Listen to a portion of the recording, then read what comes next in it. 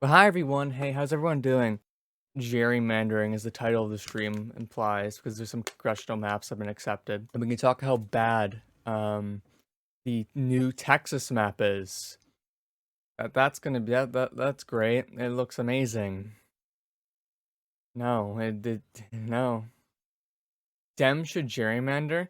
That's the thing. It's like you have to like basically give up on your principles, and gerrymandering is such a shitty thing to do. But it's like if the other side is just does not give a single shit, like, what are you supposed to do? I don't know. Especially since the trying to get like independent commissions and all, a lot of those independent commissions aren't so independent and have a lot of explicit biases anyway, so it's hard. But yeah, there's also a lot of places where Republicans kind of just control the entire process. Let's look at what I wanted to show you. So 538's tracking the redistricting right now, and we're kind of early in when it comes to like accepted maps. There's only been a few states that actually really now have an accepted map, and right now this is what we have so far. This is what it looks like right now. What redistricting looks like in every state. So you have something like this: what redistricting looks like in every state, an updating track of proposed congressional maps and whether they might benefit Democrats or Republicans in 2022 midterms and beyond. And we can see the new map and old map. This is what the old map looks like. So right now on the bottom is the old map right here. This grid right here is the old map in like terms of seats. It was rather good for Republicans. I wonder why. But rather good for Republicans considering the amount of Republican leaning seats. Far, and we have the new map right here. But the changes from the old maps on new map so far is we've seen a plus of 7 Democratic leaning seats. We have 7 new Democratic leaning seats, 1 new Republican leaning seat, and -6 highly competitive seats. The trend right now is that we've seen less and less competitive seats. So far, we have 22 Democratic-leaning seats, 41 Republican-leaning seats, and 3 highly competitive seats in the new map so far. Overall, we've seen a benefit towards Democrats in the redistricting, but overall, we haven't really had that many states, as you can tell. The states in gray are states that have no proposal whatsoever. No maps were proposed. The states that are in this yellowish tannish color, right now they are going through a process of determining what map they want to choose out of the maps proposed. Most of these states had a couple of maps or many maps proposed, up to like, 11 for Montana. But there are other states like Alabama that just have like one map proposed, but most of them at least have a couple. And the states in a color, so that are colored in, are states that have already accepted a map. They've already accepted the proposed map. So let's look through a few things. We'll look through all these states. Well, not all of them, because I think we're not going to look through fucking Wyoming. It only has one district, all right? Crazy. But let's look through, for example, Oregon. Gee, it got better. By the way, I'm going to talk about 2 things. 1, if it looks better for Democrats, and 2, if it's fair. Because those 2 things are a bit different, but we'll talk about those 2 things. Of course, I want to look better for Democrats, but also important whether those maps are fair depending on what states they are. Like, for example, if you're going to, like, I don't know, let's say you're going towards Oregon and they put it in a way where this heavily Republican part of the state is actually very competitive, it looks a little bit weird. This is an accepted map for Oregon, all right? So they've added 1 district, there's 1 new district, and not too much has changed except for the fact that there are 2 districts now that are Democratic leaning, one being a new proposed district, and one being one that was highly competitive before. We can actually look through the new map and old map right here, as you can see the difference. And you can check what it was ranked in the partisan lean index. On the old map, it was +19 for Oregon second. Now it's +28, but we have a new district. Overall, it's looking better for Democrats. I think properly represents Oregon. In fact, actually, overall, the median district actually still favors Republicans compared to how blue Oregon is overall. So you can see right here, median seat, the competitiveness and fairness on Oregon's map, and they have a few different categories. But the median seat, which the median seat is the difference between the partisan lean of the state's median district and the state as a whole. Now, and then it'll show whether it favors Republicans this much or Democrats this much. Now, when it says in the new map Republicans are favored by 2.7, obviously it doesn't mean that the state it doesn't mean that the average district favors Republicans by 2.7. That's not what it means. Of course, because in a state like Oregon, that would make no sense. What it means is basically that, let's say, in Texas, Republicans won statewide by like 8 points. On the average district, they won by about 6. That would be Dems +2. The Dems do 2 points better, on the average district than the state as a whole. That's what that means. On the old map for Oregon, Republicans did about 6.4% better, or 6.4 percentage points better on the median district or average district than the state as a whole. On a new map, it's about Republican plus 2.7. Of course, though, as you can see for the efficiency gap, difference between each party's share of wasted votes, votes that don't contribute to a candidate winning, similar to a winning margin, basically.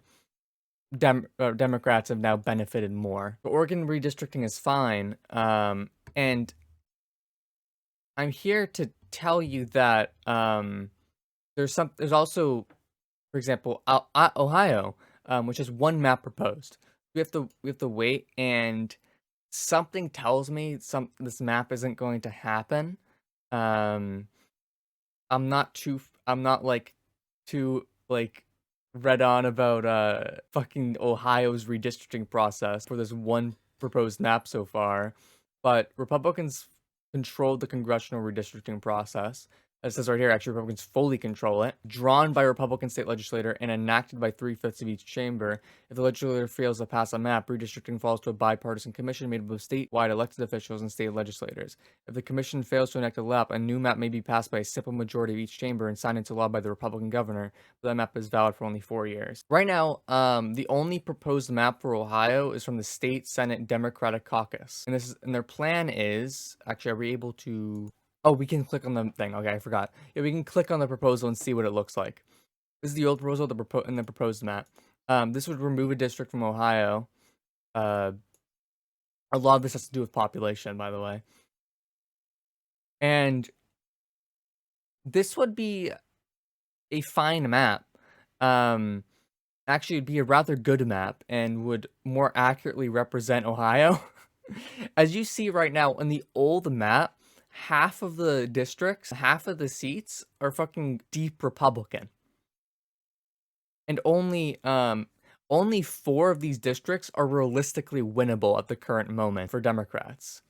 If we go back to the old map, as you can see, we have Ohio's 9th district, Ohio's 11th, Ohio's 3rd, which are all deep blue, and have been gerrymandered the fuck out of. And then we have Ohio's 13th, which is even on the partisan lean. And there's 4 lean Republican seats, but they're all double digits except for one, and that one's like...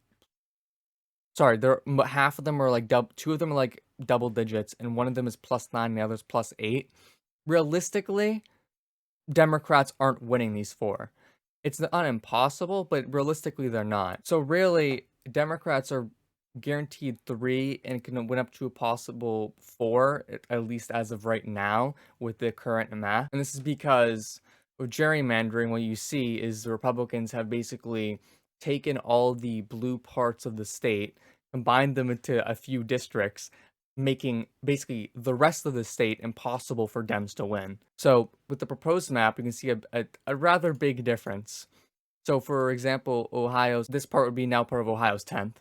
You can see in the area around the coast here, it's been kind of cut off into its little own slice and now it's +16, but it also makes Ohio's 5th, 4th, and 7th rather red. The proposed map, this district would kind of be expanded, or what this district would have been, and now it's a rather competitive district. We also see from here a rather small change, actually, land-wise. We can see fucking... Look at the area around Columbus. That is awful. That is awful. Jeez. This is a little hook right there. And the new proposed map, Columbus actually, it would actually go from +36 down to +27, but Ohio's, well, it's saying Ohio's 2nd. The area that was Ohio's 2nd, that was Ohio's 12th, actually, sorry, and is now Ohio's 2nd, would actually be blue instead of red. And overall, you can see right here, instead of it looking like this, it actually still would be majority Republican, but we actually would have competitive seats in Ohio. Competitive seats would actually like exist in Ohio. And this is more, fairly representative of what Ohio's like. Ohio isn't this red. I know it's crazy, but it's not this red. It is turning into a red state, but it's not this. Dems would actually lose a deep blue seat. Like, one of their seats would no longer be safe Democrat. but they would at least have a chance in more than like 4 seats out of the 16 that there were. So in Ohio's, the one proposed map so far is actually pretty good, but it's from the state Senate Democratic caucus. So don't get your hopes up about that. I would say so to not. It's actually looking at Nebraska now. One thing the state that I really want to look at is Texas, but let's look at a few. You see that the 2nd district has changed. The 2nd district basically just being Omaha in the old map. The partisan lean was even. The new map, it's been expanded. Is now R+3. But the changes isn't that big. I believe though that the districts for the presidential election are basically the same as the congressional districts. Isn't that correct? So this actually would make it harder for Dems in 2024, considering now that there is a area that is more Republican added to the 2nd district. There's some other small changes from places like Maine. Like there isn't really that much of a change. You see, the districts are redrawn a little bit, but really not big of a change. Maine's 2nd went from R+11 to R+10. Like Maine's 1st from D+18 to D+16. We're really not looking at anything substantial here. What do you think the Texas map is like? I'd really. What do you think? Oh god. Texas is, by the way, actually we have this is not like Ohio or something proposed map. It's actually been accepted. This is the accepted map for Texas. It's not great. It is not great. Like at all. This is the old map, this is the new map. So it's better to just look at this. There's been 2 new districts there's 2 new districts for Texas. 38 instead of 36. Now, what's happened here is that the Dems now have actually more safe seats. You see right here, there's +5 Democratic-leaning seats, compared to +2 Republican-leaning seats, and -5 highly competitive seats. So Democrats have gained in Democratic-leaning seats. The problem is now that a majority of the districts are not just Republican, they're safe Republican. That's what's happened. So yes, now with this redistricting, the Democrats are able to win more seats. Well, not actually able to win more seats. They were able to win this amount of seats because of these competitive seats. With a new map, for example, Texas 34 has gone from D+5 to D+17. So I mean, like, that's cool and all. I guess the 28th is D+4 to D+7. 15th D+2 to actually even. That's about the same. But what you see is the areas surrounding it, like the 21st, are now from R+10 to R+24, making it basically impossible for Dems to win there. The 10th from +9 to +24, making it impossible for Dems to win there. R+11 to R+27. So what's happened here is now Dems are going to get more seats. There are more districts here that are basically guaranteed for Democrats, but those districts were, a lot of them already lean kind of like D plus, like a few digits, and now Republicans are basically guaranteed to get a majority of the districts in Texas. So basically, competitive seats in Texas are dead. There are no competitive seats at this point. There's 3, I guess. If you're counting the D+7 and R+13 district, I guess there's 3 seats but there's really only 1 highly competitive seat. So yes, Democrats, I guess, are going to get more districts overall in Texas, but now Republicans are actually guaranteed more districts and are actually guaranteed a majority. They weren't guaranteed a majority before. Even if there were a lot of safe Republican seats in Texas. As you can see here, what made up a majority right here was lean Republican seats, where there were quite a few. Not so much now. There's basically been a ceiling on the amount of seats that Democrats can get here. They've been literally just capped. And you can see that here, from how gerrymandered Texas is now, that the old map, the difference between the partisan lean of the state's median district and the state as a whole was D+2. With the new map, it is R+12. Republicans are doing 12 points better on the median seat than the state as a whole. There's a 14.3 percentage point swing from the old map to this map in favor of Republicans. absolutely insane. On the new map, there's 13 Democratic leaning seats, 24 Republican leaning seats, and 1 highly competitive seat. It's basically going to stay here.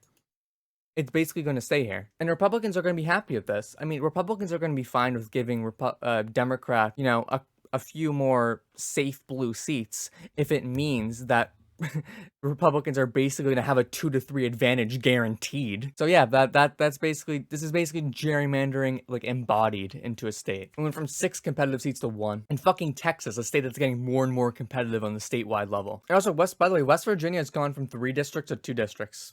Actually, they got rid of a district L. But yeah, this is not good. Oh god. What's happening here is that, and what you've seen for a very long time with Republicans, because Democrats rarely gerrymander.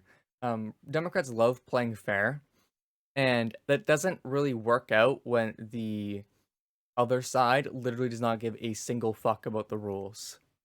Does not care at all. A game between two parties, where they mutually agree to rules.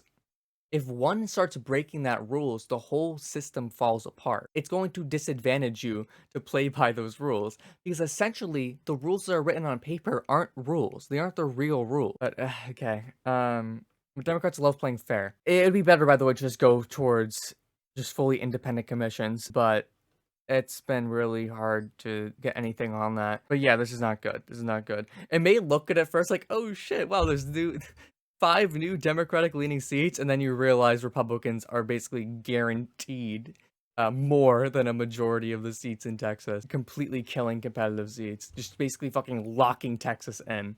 When it comes to how many congressional districts are red. I'm worried about North Carolina too. I am. This is totally possible. Something like this is totally possible to happen. Like 100% possible. Right here. It could definitely happen. Oh god, imagine this gets accepted. Oh no. So yeah, if you ever wonder like why certain states have these really weird, this is not the case of all districts looking like this, but a lot of districts in like especially red states have, if you look at the district maps, some of these districts are shaped in really weird ways, and these small tiny like stretched apart ways. It's most likely gerrymandering. Not always the case, but most likely. Where blue parts of the country are kind of just siphoned into these small districts, guaranteeing Democrats a seat. But basically, because you put all the blue parts of the state into just a couple districts that are deep blue now, you basically guarantee that the Republicans are going to get all the other districts that are now way overrepresented in their demographics' favor. Yeah, but right. Overall, I think it's easy to get like doomerish over this. It really is. Like in a state where we need to like have like drastic action very fast, to have the whole system made harder for you to change just by the fact that the other party is doing dirty trick and capping the potential seats that you can win to benefit their own party. It can make it's so easy to get all doomer about it. But I would don't though. Solution wise, obviously this independent commissions process is very watched over very closely. Things like that. There are actually some cool things like that California has done. So California, for example, they have like a site where you can actually make your own map, and you're able to submit it for the committee to look over certain proposals made by the community. That's something in California. That's actually really cool. I just realized Michigan has 22 maps proposed. Jesus Christ, calm down. You don't need 22 maps, all right? You don't need 22. So like, yeah, I think that's actually a really cool idea. There's certain things like that. Getting that on a national level, I think you have to take action on a national level if you can actually. If it's possible, I think taking on a national level is easier for something like this, because it literally has, and it's the obvious thing to do. Rather than tackling state by state, one, it's much easier, and two, it literally has to do with our democratic principles and what's fair or not. I guess also, there's always the possibility Democrats could do a similar thing, but again, I don't really want that. I don't think anyone wants that, like, that to be the case. I feel like when there's something so existential, such as like climate change, for example, it's something you kind of have to do for the greater good. Like I really think Democrats are not gonna have to play fair anymore. I think they probably should have stopped a long time ago. Yeah, but that's basically the Texas map is gerrymandering embodied, essentially. It worries me. It worries me for what 2022 is gonna look like. Right now, what we've seen so far is the trend we're seeing right now is less and less and less competitive seats. That's what we're seeing so far.